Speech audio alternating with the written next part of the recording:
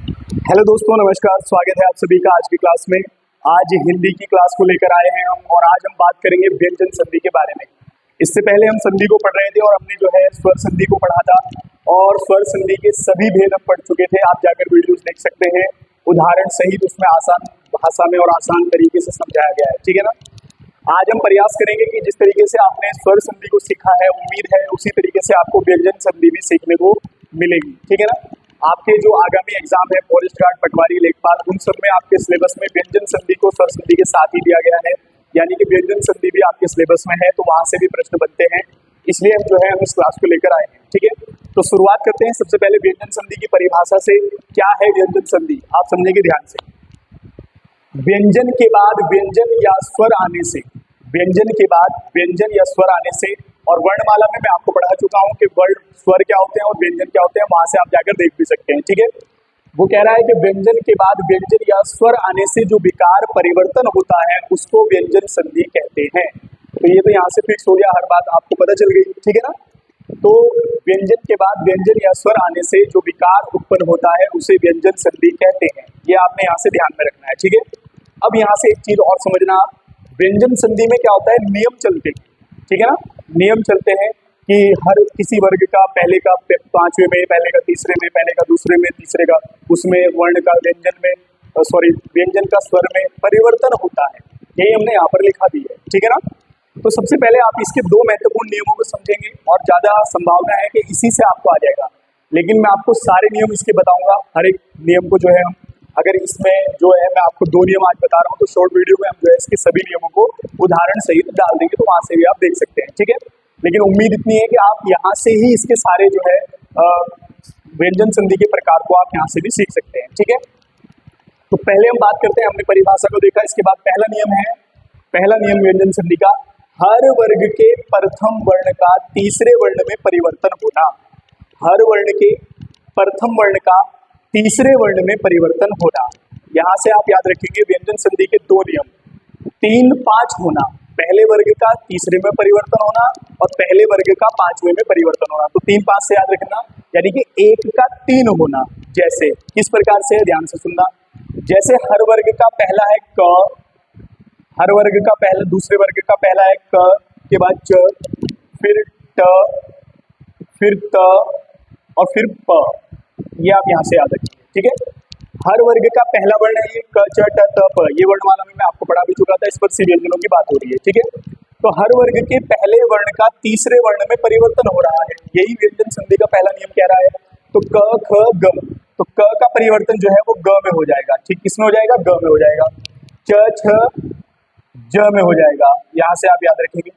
च, छ, ज में इसका परिवर्तन हो रहा है, ठीक है। ट, ठ, ड में परिवर्तन हो रहा है, किसमें परिवर्तन हो रहा है, ड में परिवर्तन हो रहा है।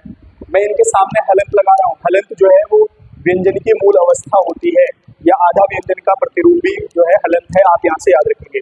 अभी मैं इसकी आपको शॉर्ट ट्रिक भी बताऊंगा, किस तरीके से आप पहचान सकते हैं व्यंजन संधि को। उसके बाद आएगा त, थ, द, तो त का जो परिवर्तन होगा वो द में परिवर्तन होगा, ठीक है ना। उसके बाद प, फ, ब में परिवर्तन होगा, ये आपने यहाँ से ध्यान रखना है, ठीक है। तो आप अगर ध्यान से देखेंगे तो आपको पता चला है कि आपके पास ये वाले शब्द आए हैं व्यंजन संधि में, ठीक है ना। प्रथम नियम की बात की कि हर वर्ग के पहले वर्ण का तीसरे वर्ण में परिवर्तन हो रहा है। अभी जब आप जो है इसके उदाहरण करेंगे तो आपको यहाँ से समझ में आ जाएगा, ठीक है। लेकिन एक चीज और है, आपको ध्यान रखना है, व्यंजन संधि अगर कहीं पर भी आती है तो आपको अगर किसी शब्द दिया है कि इसमें कौन सी संधि है, और उस शब्द के किसी भी वर्ण में अगर हलंत का प्रयोग किया गया है, ये जो हलंत लगाया है हमने, नीचे तिरछी रेखा आप अगर दिख रही है, तो 110% वहां पर व्यंजन संधि होगी। लेकिन फिर भी अगर आप तोड़ने का प्रयास करेंगे तो जिस भी व्यंजन संधि के शब्द को आप संधि विच्छेद करेंगे तो आपको तोड़ने पर हलंत वाला लगाना पड़ेगा या हलंत लिखना पड़ेगा, तभी आप उसका संधि विच्छेद कर पाएंगे, सही संधि विच्छेद। तो आप यहाँ से भी समझ सकते हैं कि कौन सी संधि होगी, तो व्यंजन संधि होगी, ठीक है ना। अब हम इसके कुछ उदाहरण की बात करेंगे, आप यहाँ से देखेंगे, ठीक है। बात करते हैं व्यंजन संधि के पहले वर्ड जो नियम है उसके उदाहरण की, ठीक है। जिस प्रकार से आप ध्यान रखेंगे, यहाँ पर आपको दिया है दिक,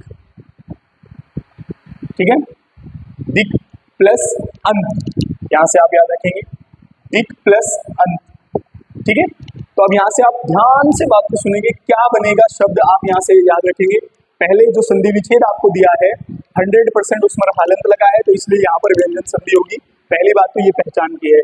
दूसरी बात अगर मैं बात करूं तो दिक् प्लस अंत, तो यहाँ पर आपने देखा कि क का परिवर्तन जो है वो ग में हो रहा है, तीसरे वर्ण में जो है इसका परिवर्तन हो रहा है, तो ये जो है शब्द बन जाएगा दिगंत। क्या बनेगा? दिगंत। तो यहाँ से आपको अगर एग्जाम में आया है कि दिगंत शब्द में कौन सी संधि है, तो आप याद रखेंगे आंख बंद करके व्यंजन संधि है, ठीक है ना, या उसको आप तोड़कर भी देख सकते हैं। तो दिक् प्लस अंत, तो यहाँ पर देखो दो तोड़ने पर हमने हलंत लगाया है, तो इसलिए 100% कौन सी संधि है, तो हमारी जो है व्यंजन संधि है, ठीक है। एक और आपको शब्द दिखाते हैं, जैसे एक शब्द दिया है, अब हम शब्द की बात करेंगे, दिग्गज। एक शब्द आपको दिया है दिग्गज, ठीक है। तो जब आप इसको जो है तोड़ेंगे तो आप इसका संधि विच्छेद किस तरीके से करेंगे, तो यहाँ पर ध्यान रखना दिक् प्लस गज, ये इसका संधि विग्रह होगा, संधि विच्छेद होगा। तो यहाँ से आप याद रखेंगे तो दिग्गज का संधि विच्छेद होगा दिक् प्लस गज, ठीक है ना। अब ये क का परिवर्तन ग में हो रहा है हलंत वाले, और हलंत मैंने अभी कहा था कि ये आधे को भी प्रेजेंट करता है। जिस प्रकार से आप ट को आधा लिखना चाहेंगे तो ट के नीचे आप हलंत लगाएंगे, या जिसके भी नीचे हलंत लगा होगा वो आधा आधे में प्रयोग होगा, ठीक है ना। तो यहाँ पर जो है इस क का आधा ग बनेगा और ग के साथ जुड़कर बन जाएगा दिग्गज। तो दिग्गज में कौन सी संधि है, तो आप याद रखेंगे कौन सी संधि है, तो व्यंजन संधि है, ठीक है। एक शब्द और है, जैसे एक शब्द है अजादी, एक शब्द है आजादी, ठीक है। आजादी में कौन सी संधि है, तो व्यंजन संधि है, किस प्रकार से तोड़ेंगे, ठीक है। यहां से आप याद रखेंगे अच प्लस आदि, अच प्लस आदि, ठीक है ना। तो देखो मैंने कहा था पहले वर्ण का तीसरे वर्ण में परिवर्तन हो रहा है, च का ज में परिवर्तन हो जाएगा, तो अच प्लस आदि में हो जाएगा आजादी। कौन सा शब्द हो जाएगा? आजादी। तो यहाँ से आप ये याद रखेंगे कि पहले वर्ण का दूसरे तीसरे वर्ण में जो है क्या हो रहा है, परिवर्तन हो रहा है। अब एक चीज और है यहाँ से ध्यान देने वाली, पहली बात तो आप तोड़कर देखेंगे, हलंत लगाएंगे तो व्यंजन संधि है। दूसरी बात, जिसके भी नीचे हलंत लगा होगा वो व्यंजन संधि ही होगी। तीसरी बात आपको और ध्यान रख सकते हैं आपने देखा है कि संधि का व्यंजन संधि का पहला नियम ये कह रहा है कि पहले वर्ण का तीसरे वर्ण में परिवर्तन हो रहा है, और यहाँ पर आप ध्यान से इन तीसरे वर्णों को देखिए, ग ज ड द ब। तो यहाँ पर जितनी आपने संधि विच्छेद किए हैं, मैंने तो आपको एग्जाम्पल बताए, तो उनमें आप देख रहे हैं कि यहाँ पर देखो ग आ रहा है, यहाँ पर देखो ज आ रहा है, ये भी ग आ रहा है, ये भी ज आ रहा है। तो इसका मतलब ये है कि जो ये आप बन रहे हैं तीसरे वर्ण, यही आपको उस संधि के शब्द में मिलेंगे। तो ये भी आप एक प्रकार से लगा सकते हैं 99% कि ये कौन सी संधि है, तो व्यंजन संधि होगी, ठीक है ना। अब हम आते हैं अगला, इतने उदाहरण बहुत है, आप अपनी बुक से इस उदाहरण को कर सकते हैं, ठीक है ना। अब हम आपको इसका दूसरा नियम बताएंगे, क्या बताएंगे? दूसरा नियम बताएंगे, ठीक है ना। ये आपका पहला नियम था, अब हम बताएंगे आपको दूसरा नियम, यहां से आप याद रखेंगे, ठीक है। देखो व्यंजन संधि का दूसरा नियम ये कहता है कि हर वर्ग के पहले वर्ण का पांचवें वर्ण में परिवर्तन होगा। किसमें होगा? पांचवें वर्ण में परिवर्तन होगा, ये आप याद रखेंगे यहां से, ठीक है।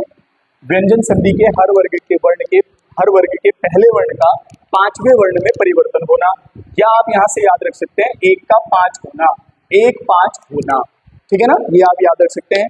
पहले में मैंने कहा था 1 3 होना, दूसरे में मैंने कहा 1 5 होना।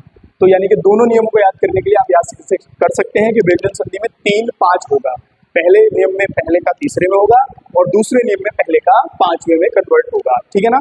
जैसे आप बात करेंगे क की, तो क ख ग घ ड, तो यहाँ पर ड में परिवर्तन होगा, किसका होगा? आपका पहले वर्ण का पांचवें वर्ण में परिवर्तन होगा।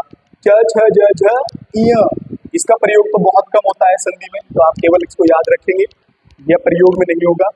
उसके बाद बात करेंगे ट ठ ड ढ न, सॉरी अण, ट ठ ड ढ अण, ठीक है ना। तो यहाँ पर प्रयोग होगा आपका अण में, ठीक है, ट का। फिर उसके बाद त थ द ध न, पांचवें वर्ण में परिवर्तन हो रहा है। उसके बाद प फ ब भ म, ठीक है। तो यानी कि आप यहां से याद रखेंगे कि व्यंजन संधि के दूसरे नियम में हर वर्ण के पहले वर्ण का पांचवें वर्ण में परिवर्तन होगा। अब हम इसके कुछ उदाहरण देख सकते हैं, आप एग्जाम्पल इसके समझ सकते हैं यहां से दूसरे नियम के, ये आप याद रखेंगे। ये दूसरा नियम है, कौन सा नियम है? दूसरा नियम है, कभी आप कंफ्यूज हो जाएं।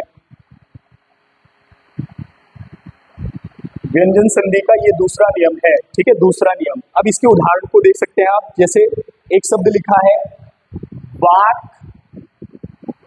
धन मय, ठीक है। अब यहां से आपने बताना है कि इसमें कौन सी संधि है या इसका संधि विच्छेद करके शब्द क्या बनेगा। ये तो संधि विच्छेद हो रखा है आपका। तो यहाँ पर मैंने आपको बताया कि पहले वर्ण, जो पहला वर्ण है उसका पांचवें वर्ण में क्या हो जाएगा, परिवर्तन हो जाएगा। तो ये शब्द बनेगा वाड मय, ये बनेगा, यहाँ से आप याद रखेंगे, ठीक है।